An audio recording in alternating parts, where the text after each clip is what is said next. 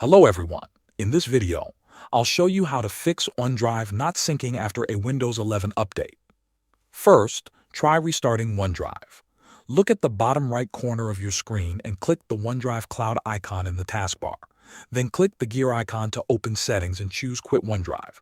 After that, open the Start menu, type OneDrive and launch the app again. This refreshes the syncing process and can fix temporary bugs caused by a Windows update. If the problem is still there, unlink and reconnect your PC to OneDrive. Click the OneDrive cloud icon again, open Settings and go to the Account tab. Select Unlink this PC and confirm the action.